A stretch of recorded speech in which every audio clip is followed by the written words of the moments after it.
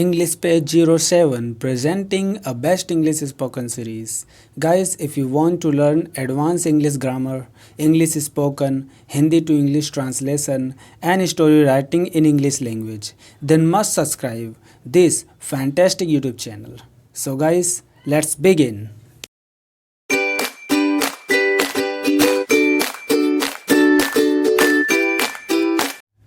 Guys आज हम advance level सीखेंगे प्रेजेंट इंडेफिनिट टेंस का। ठीक है, जिसमें मैं आपको बहुत सारे ऐसे रूल कराऊंगा जो कि प्रेजेंट इंडेफिनिट टेंस से रिलेटेड है और आपको हर एक एग्ज़ाम में, जैसे कॉम्पिटेटिव एग्ज़ाम है उसमें तो आपको हेल्प करेगा ही, साथ ही साथ आपको फ्लुएंट इंग्लिश बोलने में भी ये मदद करेगा। और आप मतलब जैसे प्रेजेंट इंडेफिनिट से रिलेटेड आपकी कोई मिस्टेक होगी तो वो भी आपको अच्छे से पता चल जाएगी। ठीक है, तो आइए शुरू करते हैं। देखो, प्रेजेंट इंडेफिनिट का पहला रूल है, चूँकि प्रेजेंट इंडेफिनिट का इस्तेमाल हैबिट या रेगुलर क्रियाकलाप बताने के लिए किया जाता है और इसीलिए ऐसे शब्द जैसे sedum, usually, sometime, often, everyday, always, ठीक है, इत्यादि जो हैबिचुअल एक्शन बताते हैं, ये जितने भी वर्ड हैं sedum, usually, sometime, often, everyday और ऑलवेज, ये क्या बताते हैं? हैबिचुअल एक्शन बताते हैं। ठीक है, इसीलिए इन सब के साथ प्रेजेंट इंडेफिनिट का इस्तेमाल किया जाता है।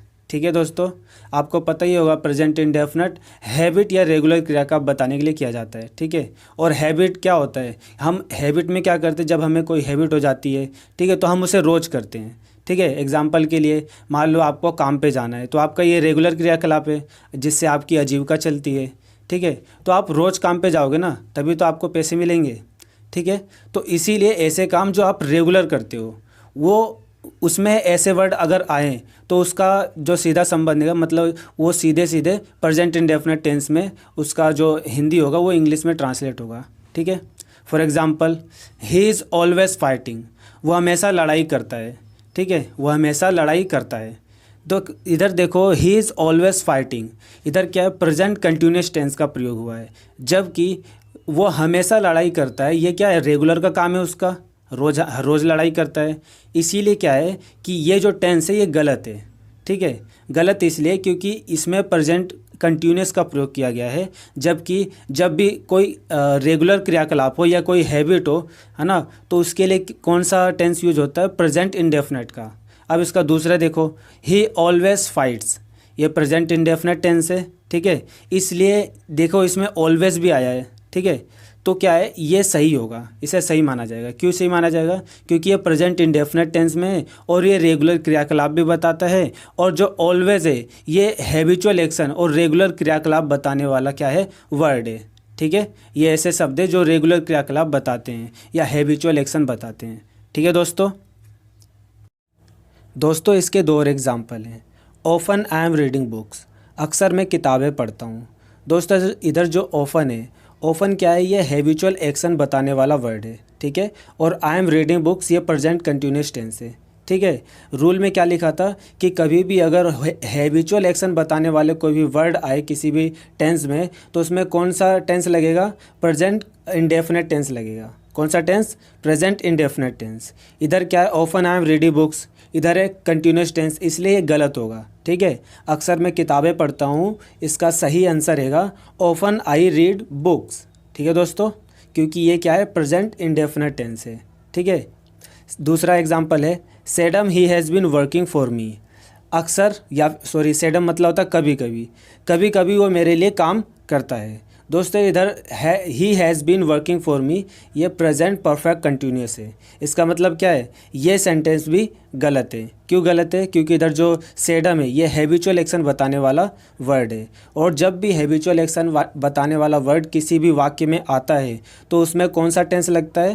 Present indefinite tense. इसका सही आंसर क्या है? Seldom he works for me, कभी कभी वो मेरे लिए काम करता है। Seldom he works for me. ठीक है दोस्तों, दूसरा रूल है दोस्तों, नेवर और ऑलवेज हैबिचुअल एक्शन बताने वाले शब्द हैं। ठीक है, नेवर और ऑलवेज हैबिचुअल एक्शन बताने वाले शब्द हैं, लेकिन ये इस मायने में अलग हैं कि इनके साथ प्रेजेंट इंडेफिनिट और प्रेजेंट परफेक्ट दोनों का ही इस्तेमाल होता है। ठीक है दोस्तों, तो नेवर और ऑलवेज क्या है? प्रेजेंट इंडेफिनिट और प्रेजेंट परफेक्ट दोनों के साथ ही इस्तेमाल होता है। इसका एग्जाम्पल है, he has always changed rules for मी। दोस्तों ये क्या है, प्रेजेंट परफेक्ट टेंस है, ठीक है, प्रेजेंट परफेक्ट टेंस है। इसकी हिंदी है उसने हमेशा मेरे लिए नियम बदले हैं।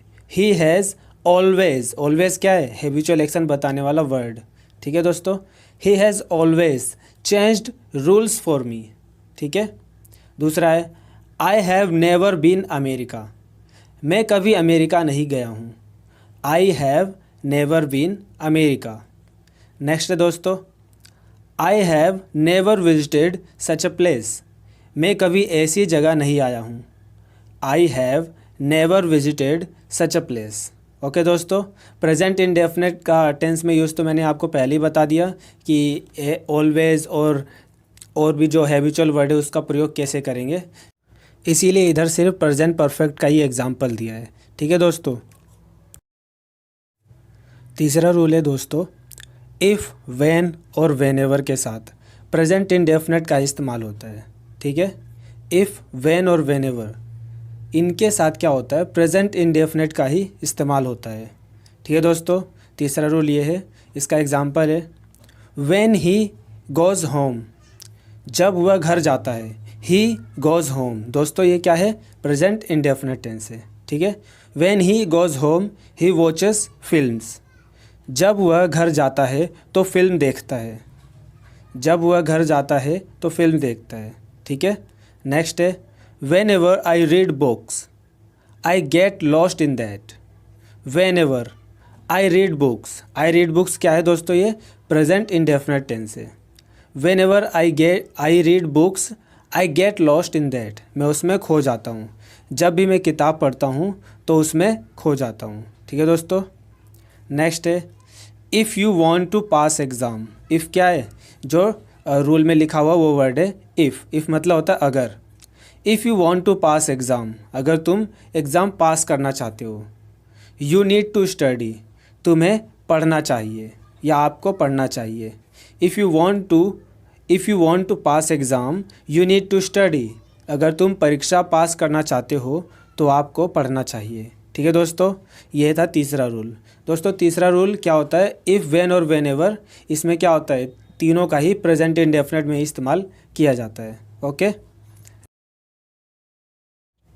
चौथा रूल है दोस्तों, sometimes we do things by saying something. कई बार हम कुछ काम कह के करते हैं, जैसे मैं वादा करता हूँ, मुझे माफ़ कर दीजिए, ठीक है। ये जो वर्ड मैंने अभी कहा इसके बाद हम कुछ और सेंटेंस ऐड करते हैं, ठीक है। जैसे I promise I will purchase a car for you, मैं वादा करता हूँ कि मैं तुम्हारे लिए एक कार खरीदूँगा। ये जो वादा करता हूँ ये इंग्लिश में कहा गया दोस्तों, ये प्रेजेंट इंडेफिनिट टेंस है, ठीक है ना। और इसके बाद जितने भी टेंस आ सकते हैं वो आगे आ सकते हैं, ठीक है दोस्तों। मतलब जो प्रेजेंट इंडेफिनिट हमने बोला, जैसे आई प्रोमिस, इसके बाद कोई सा भी सेंटेंस आ सकता है। फॉर एग्जांपल जैसे प्रेजेंट आ सकता है, फ्यूचर आ सकता है, ठीक है, पास्ट आ सकता है, या फिर मोडाल्स भी आ सकता है, ठीक है। तो आप समझ गए इतना। तो ये जो वर्ड है जैसे I promise, I apologise, I advise, I suggest, I agree, I refuse और आई इंसिस्ट, ये जितने ही वर्ड हैं ये कुछ कहने से पहले हम कहते हैं, ठीक है दोस्तों। मतलब कुछ जब हम काम करने जाते हैं या फिर कोई एडवाइस देते हैं तो हम उससे पहले क्या कहते हैं, जब हम एडवाइस देते हैं उससे पहले क्या कहते हैं, आई एडवाइस, या फिर आई सजेस्ट यू कहते हैं ना, आई सजेस्ट यू, ऐसे करके, ठीक है दोस्तों। इसके दो सेंटेंस है, I promise I won't be late, मैं वादा करता हूँ मैं देर नहीं करूँगा। मैं वादा करता हूँ मैं देर नहीं करूँगा। आई वॉन्ट बी लेट, ये दोस्तों ये हैगा फ्यूचर, ठीक है दोस्तों, फ्यूचर टेंस है, ठीक है, देर नहीं करूँगा, ओके। नेक्स्ट है दोस्तों आई एप्लोजाइज, मैं माफ़ी चाहता हूँ। फॉर माई मिस्टेक, अपनी गलती के लिए, मैं अपनी गलती के लिए क्या चाहता हूँ, माफ़ी। हिंदी क्या है, मैं अपनी गलती के लिए माफ़ी चाहता हूँ। English I apologize for my mistake, ठीक है दोस्तों। आई होप कि आपको ये समझ आ गया होगा। Guys, if you find this video helpful and interesting, then like and subscribe as well as press the bell icon to get notification of my every videos. दोस्तों अगर आपने प्रेजेंट इंडेफिनिट का फर्स्ट पार्ट नहीं देखा है तो आप उसे भी जाकर देख लीजिए, नहीं तो आपको हो सकता है कन्फ्यूज़न हो, ठीक है।